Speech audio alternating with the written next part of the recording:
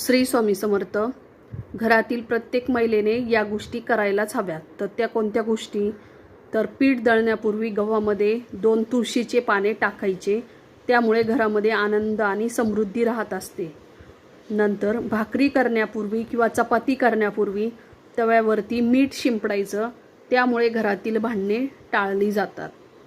नंतर कधीही पिठाने भरलेल्या हाताने काहीही खाऊ नये, त्यामुळे घरात गरिबी येते.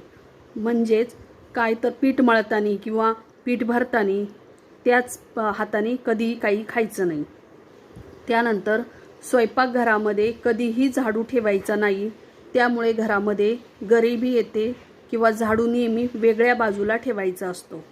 नंतर स्त्रियांनी कधीही स्वयंपाक करताना अन्न चव घ्यायची नाही किंवा अन्न खायचं नाही, त्यामुळे अन्नाची बरकत होत नाही. श्री स्वामी समर्थ.